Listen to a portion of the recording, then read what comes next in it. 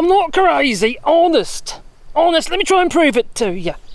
No, this isn't going to help. No, it really isn't going to help. I'm about to butcher my tomato plants. Oh my giddy aunt, why am I going to do that? Well, there are reasons, and I will explain on the way. Well, these tomato plants that we're about to butcher are the ones that were self-seeded they had in this polytunnel from old tomatoes that dropped last year.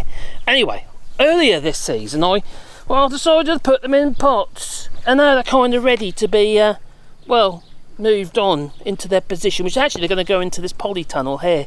Yeah, I know it's got no cover on, but it will do. It will have a cover eventually. Well, I've got a few of those to do, as you can see down there. There's a few there, and I've got a load more as well. They're everywhere, actually, to be fair. Yeah, there's too many of them, really. But anyway, I have been known to have a few tomato plants. Sorry about it, I kind of got a bit dizzy there, didn't it? Yeah. Anyway, I think the most I've ever had is 140 odd. No, it's more than that.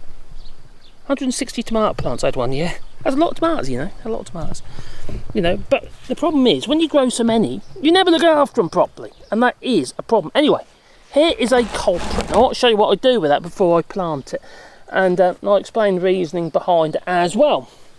There's a self-seeded tomato plant. Oh, I just stood on a piece of asparagus. I'll have to eat that later. Yeah, I'll put that there. I'll treasure my asparagus. Right, okay. Don't stand on it, Marcus. Oh yeah, don't do that. Okay, I've got myself a little open knife, which, I sharpen myself. And I have a bit of a crazy way of sharpening these open knives, because the blade is a triangular in its section. Now, some people think I'm a loopy-doo doing this, because you scratch all the sides of the actual blade. But I actually polish the sides of the blade on a fine diamond stone, and effectively then bringing it up slightly to create the micro bevel, and it works. The thing is, you see, if you keep just sharpening that edge, the micro bevel, effectively that micro bevel gets wider and wider and wider as you basically remove material from the edge. So I polish the edge, and it basically takes material off the side, and that compensates for the fact that you're going to be taking material off this edge as well. It works. Hence it's pretty sharp. So, oh god, there's more than one in there. I just realised. Am I worried about them? No, I'm going to get rid of all the stray ones. I don't think they're going to do anything now. I'm taking them out. So that just leaves, take away all these extra bits in there. They're called weeds. Yeah.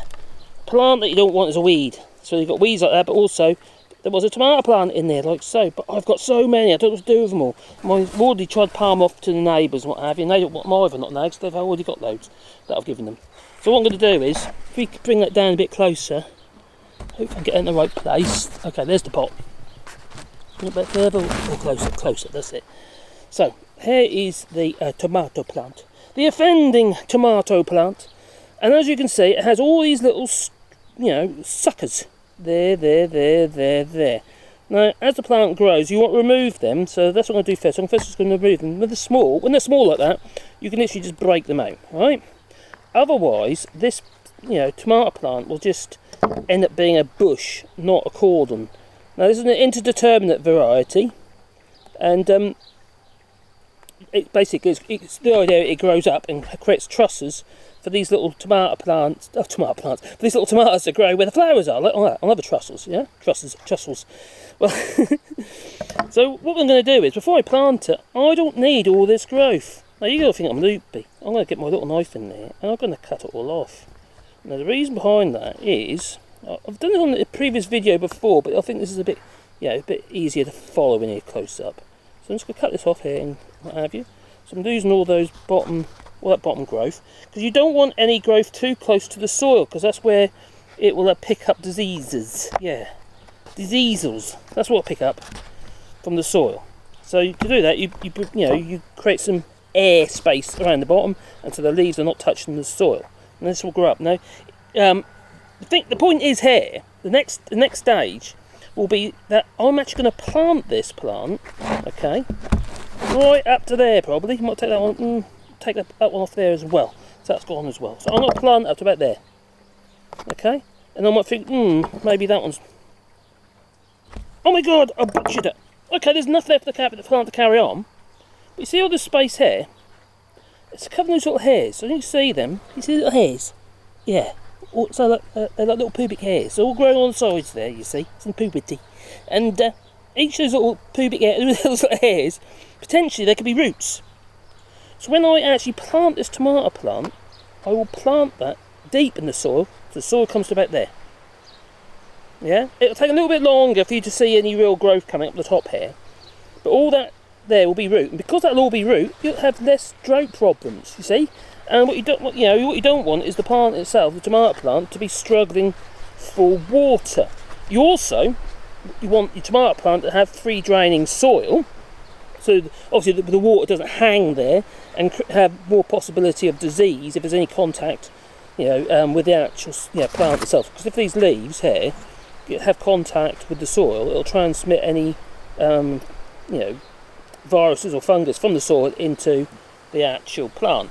But the fungus's biggest enemy is air and sun. So if we remove all these, you're also allowing the light to get in and get an airflow. I've got a snail. Look at him. Isn't he lovely? Oh, ain't he lovely? But he's probably going to eat my vegetables. Little blighter. Put him there, out of the way for a minute. He needs a new home. Just not near my vegetables. Little blighter. So that's what I do with that. Now, one of the fears is, as your tomato plant grows, right, it's going to be prone to diseases. Yeah, and not just because of what I just explained a minute ago, because of the soil contact, but because the fungus spores end up in the air. So the stronger you can make this plant, the better. And one way of doing that is by watering the plant, spraying it, with salicylic acid.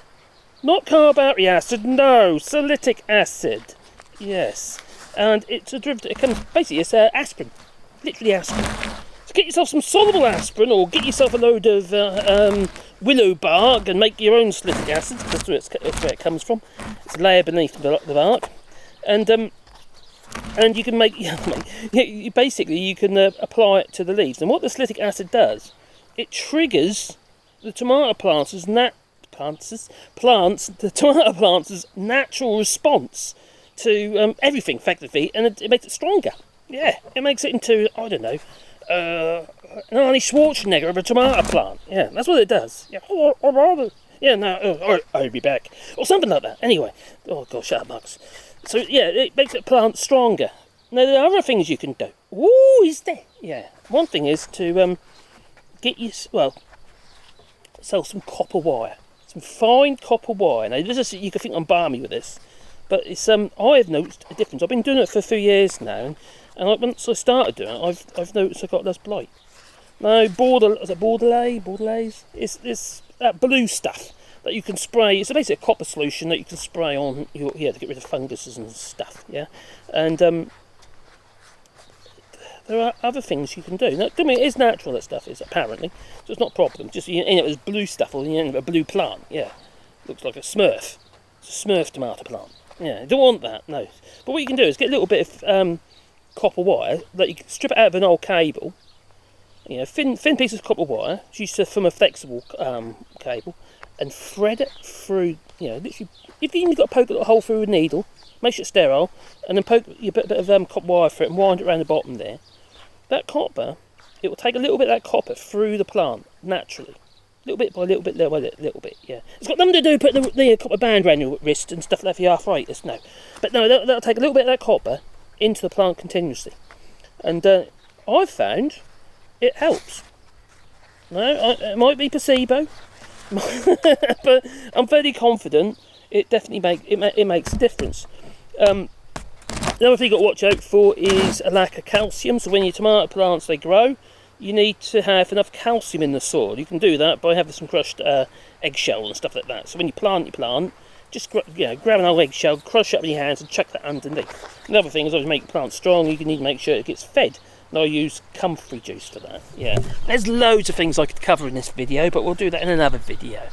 Yeah, but that's what I do anyway. So I'll plant that up to the leaves almost, so they're not touching the ground and that, and they'll have more chance, especially when we're talking about drought and what have you. We're already in a situation where hosepipe bans and stuff like that, are coming to fruition because the reservoirs are low. here in France as well, not just in the UK, but it's a massive problem. You've got other problems in the UK anyway, because obviously your water's full of poop. So there you go. But that'll feed it, won't it? No, that'll give it a load of pathogens and diseases and stuff. Don't like that, no. So anyway, that's what I do with my tomato plants, and yeah, I've got a whole load of them to do, and then going to be chucked into the polytunnel over there. That will, okay. And then, not yet, see, I'm waiting, holding fire on that polytunnel, putting the cover on. I'm going to put it on probably in August.